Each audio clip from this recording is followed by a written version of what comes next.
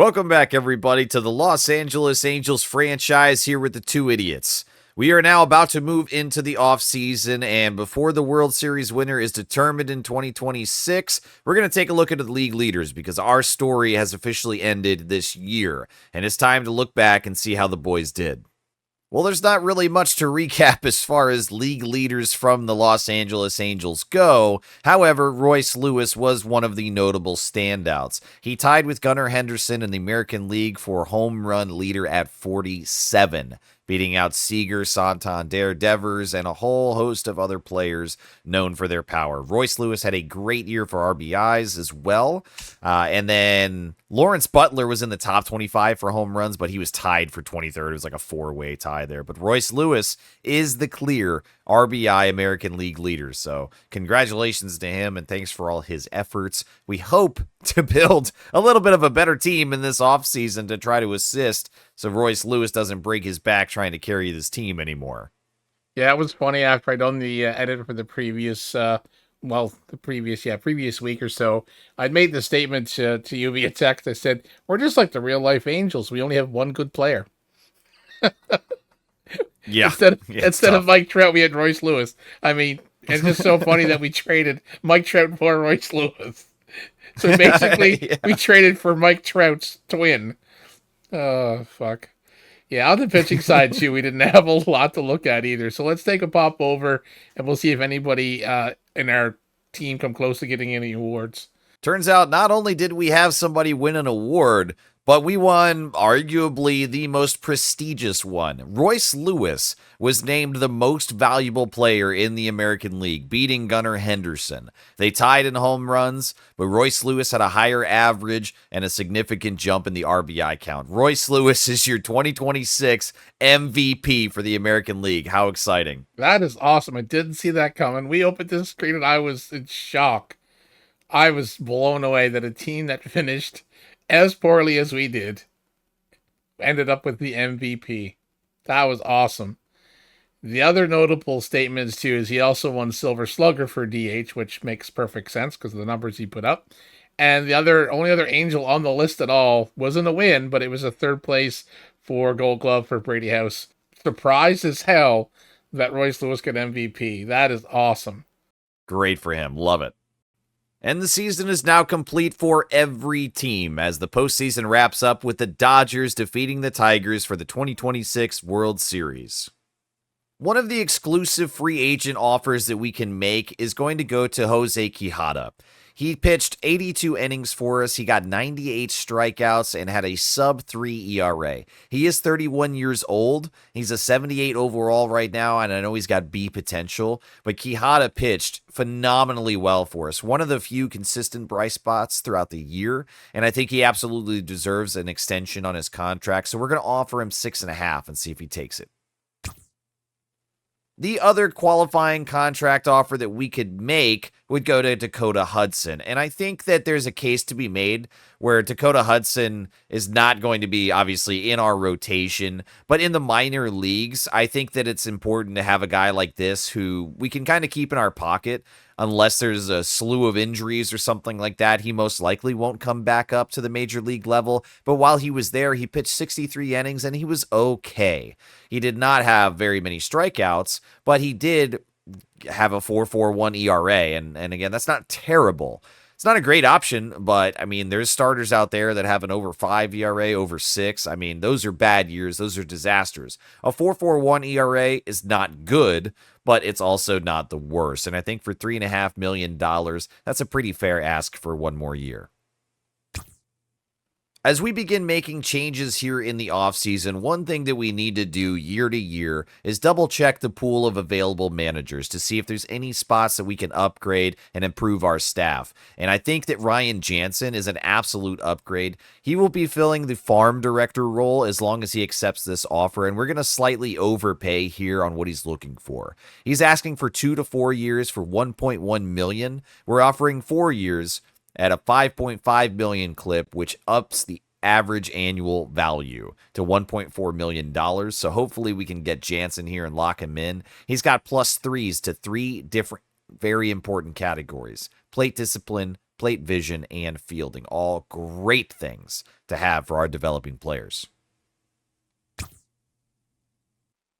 Free agency is packed with options for many teams to fill the needs that they have. But here in Los Angeles, Panther and I feel somewhat confident that we've got most of what we need. Now, the team absolutely underperformed according to what their attributes said and their potential and the overalls and all that stuff. We were quite disappointed with how a lot of this team performed this past year.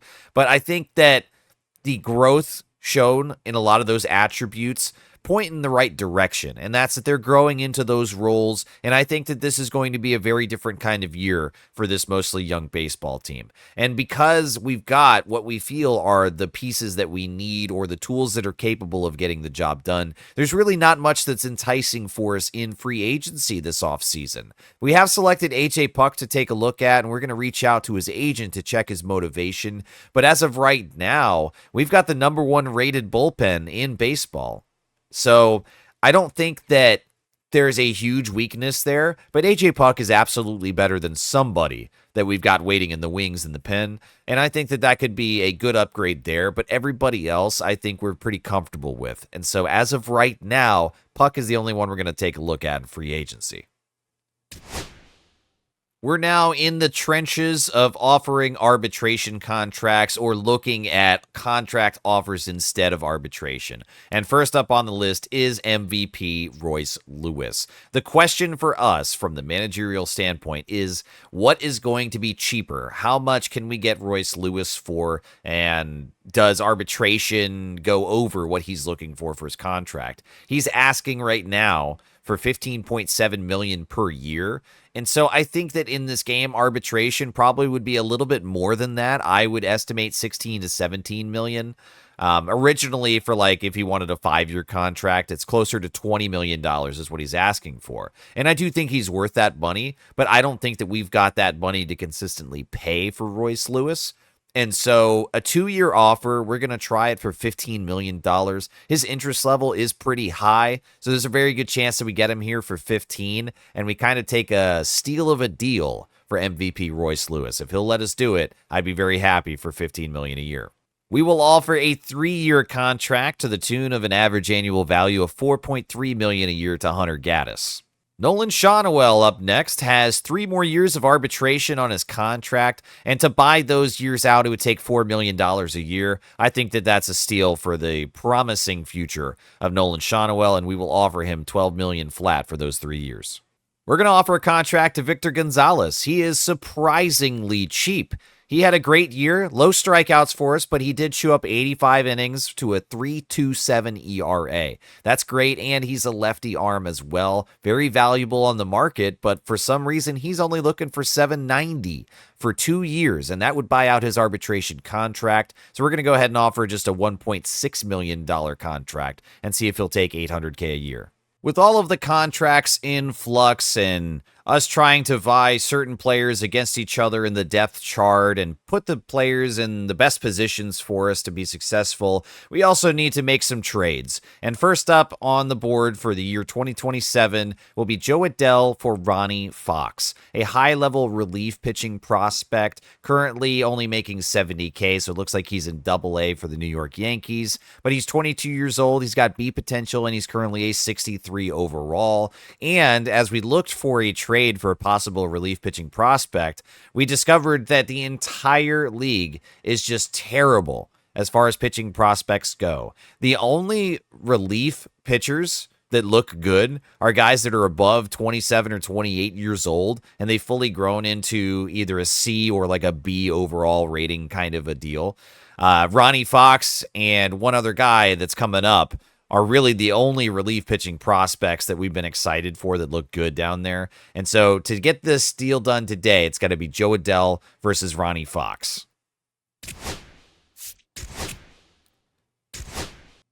The second trade that we've got queued up is for the other relief pitching prospect that I pointed out, or mentioned rather, that we were interested in. He's got the same stat line, basically. They're both 22 years old, both B potential, 63 overall, but the Marlins have Jeffrey Veach, and that's the trade that we're going to make today for Ezekiel Duran at second base.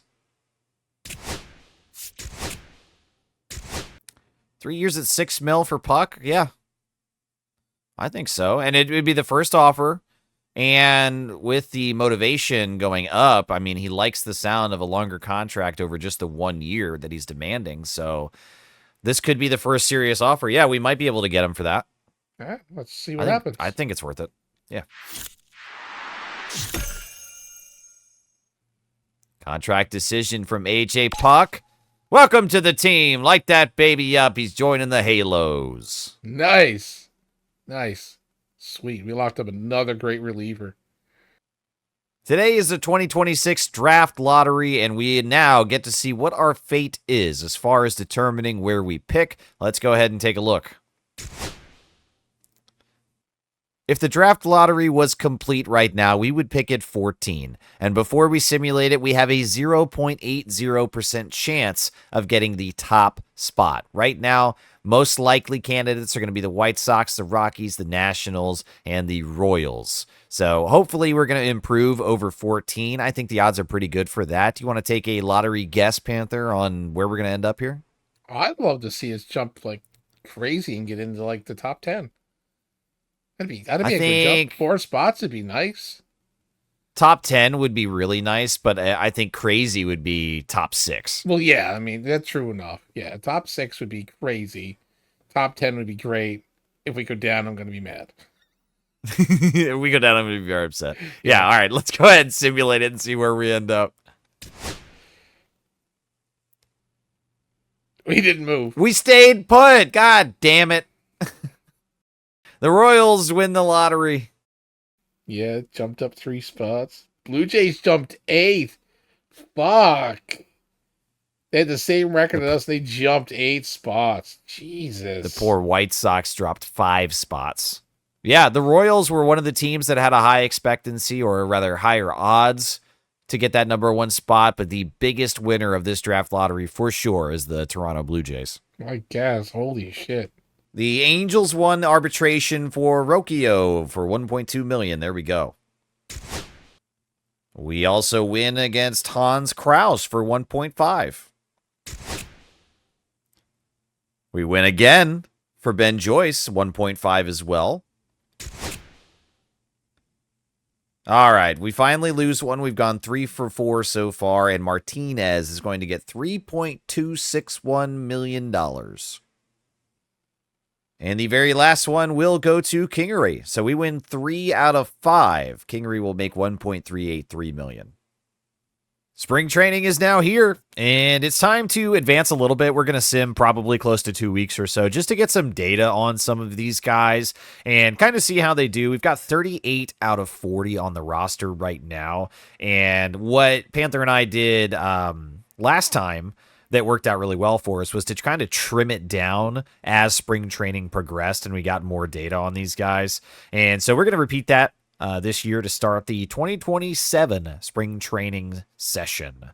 So let's try to get through a few weeks and see how some of these boys do before getting shoved back down into the minor league depths. We are met with a critical situation right away for Nico Cavadas here in the bottom of the 9th as he's attempting to walk this thing off. We've got 2 men on with only 1 out against Andres Munoz. Big swing and miss on the sinker. Oh, he's way ahead of that one. No ball, 2 strikes. Come on, buddy. Just barrel it up. Yeah, just crush it. Well, and he didn't crush it. It's a bloop, but that will tie the game. Shallow center field for that single, and wow, we advanced all the way over to third. Nice. Here we go. That's awesome. Yeah. Way to go. Oh, he's a big old biscuit, isn't he? He's a chonker. And the Mariners are going to bring in Matt Brash, who's got 1 1/3 innings pitched so far. Good strikeout rate, but very small sample size. Yeah, very small. And Caleb Ketchup is going to have an opportunity with still only 1 out, but we've got men on the corners, and we are that much closer to walking it off. Yeah. Matt Brash gets a strike inside, and it's quickly 0-2 against Ketchup. That slider was perfectly placed right at the knees. That's 1 ball, sure. Well, 2 yeah, strikes. that one wasn't, though. Wow. Oh, yeah, you almost got him at third. Odd, Caleb. Just bloop. That's all we need is a bloop single. Ball that's Ketchup outside. certainly on the correct team here as we are spattered with red. It'd be real awkward if his name was Mustard. You have to play for the Padres. Yeah. The count's full. Who would relish the Athletics? Out of the Mariners. Yeah, that's true, too. Ketchup fighting off from the full count. He'll foul that over into third baseline territory. And Brash delivers again. Oh, Hit well. Foul again. just behind that one. If you had a little more in front, that would have just been right over to right Yep. field. Down the line, that would have done it. Actually, really almost anywhere, just out of the infield. Oh, No! Swings on the slider inside, and he's toast. yeah, well, sacrifice would have worked. Yeah, exactly. And now we really need something to happen from Scott Kingery. Ball that's in. Take your knee out Slider there. misses. Take one for the team. Yeah. Kingery looks composed, ready for this early spring training showcase. And that's a swing and a miss. Brash has got a pretty good slider, but it doesn't look quite like he's controlling it as well. We're just helping him out on the swings and misses. But it is a good pitch. That was a meatball. Come on, Kingery. Yeah, that was the one. Brash delivering. No, it's the slider again! And they're going to push extras. That was a sloppy goddamn inning. Yeah, it was. Hey, Harry Ford hit a 2 RBI home run to win it. Nice. Well, after 16 games, we are 7-9, under 500. We're in familiar territory here as we've got a lot of newbies here in the rotation and the lineup and the plethora of substitutions throughout these spring training games, as is the norm. So let's take a look and see how some of these guys are doing. Instead of showing you how well our players are doing, we looked at the numbers, and some of them aren't doing well. So instead of showing the embarrassment, we'll show you a trade instead. And that trade is going to be Tanner Scott, Brian Rocchio, and Sonny DiCara for Mason Wynn. Tanner Scott, carrying a big contract, didn't have a great spring training. He's 32 years old. Brian Rocchio struggled all last year and continued to struggle through spring training. And Sonny DiCara, we don't even know who he is. But Mason Wynn, he's only got 1 year left in his contract, and he goes into arbitration, which is not going to be more than $18 million. So we're saving money, and we're getting a nice big upgrade to shortstop. So this is the deal. So we've made all the roster moves required to get us out of spring training and into the regular season, and we are ready to go to kick off 2027. To give you guys a preview of the lineup, as we have made some changes and some tough choices, we've got Nolan Shawnuel leading off against righties, and then Mason Wynn, our newest trade acquisition, following him up in the 2 spot. Royce Lewis batting third will be the DH, Lawrence Butler at number 4. And then we start to get into a little bit of experimentation. Tom Gregg is going to bat at 5, and hopefully his good contact and vision and decent clutch is going to give him some opportunities to drive some guys in there at 5. Jason Dominguez is going to fall down to 6, though, as his contact versus righties is not as good as his power, but I don't quite trust the vision and the clutch ratings on him, so we dropped him to the 6th spot. After that, it's the younger guys. Dalton Rushing at number 7, Brady House at number 8, and then Travis Bazzana at 9. Just to give them the opportunities, I don't think that putting them higher in the lineup makes any sense at all, as Rushing, House, and Bazzana are all right at the beginning of their careers, and these other guys have just a lot more promising attributes than them at the current time. Against lefties, we did make a big swing, though, pun intended. Tom Gregg has a 77 contact lefty rating with 79 vision, 79 speed. He's also got really good base running abilities. So I think that Tom Gregg versus lefties specifically has a pretty ideal setup for a leadoff man, and so that's what we're going to try there. The rest of the lineup looks fairly similar, except we did take out Jason Dominguez in left field, and we put in Mauricio Dubon.